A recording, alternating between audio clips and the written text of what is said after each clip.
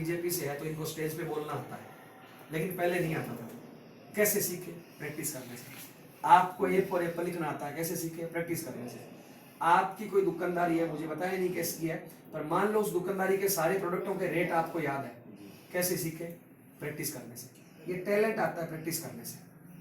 अब मान लो 16 साल पहले मैं बिजनेस करता, तो मैं किसान का बेटा हूं तो मुझे खेती का अनुभव था, LLB हूं तो कोर्ट का मुझे अनुभव था, जूडो कराटे का नेशनल प्लेयर रहा हूं, वहां का मेरे को एक्सपीरियंस था, लेकिन बिजनेस का टैलेंट मेरे में जीरो था। तो मैं क्या करता? बिजनेस के लिए कोई दुकान खोल के उसका टैलेंट लेने के लिए प्रयास करता।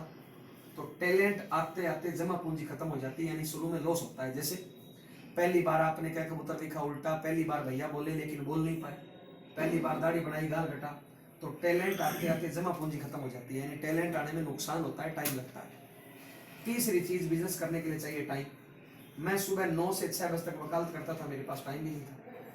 आज से 16 साल पहले मेरे को किसी ने आरसीएम बिजनेस बताया। आरसीएम बिजनेस में कमी क्या है?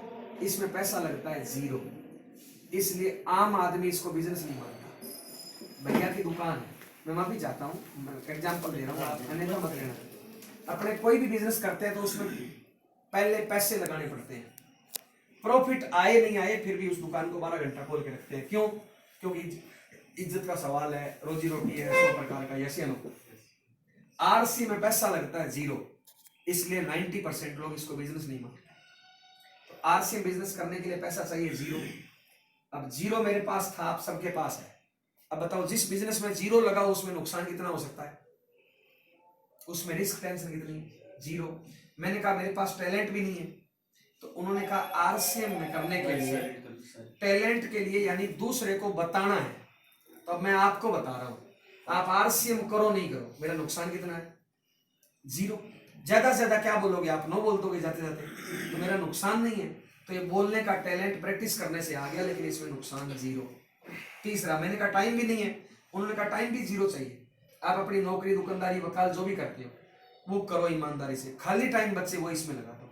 तो मैंने मेरा खाली टाइम लगाना शुरू किया, मैंने आरसीएम ज्वाइन किया, आगे लोगों को बताना शुरू किया।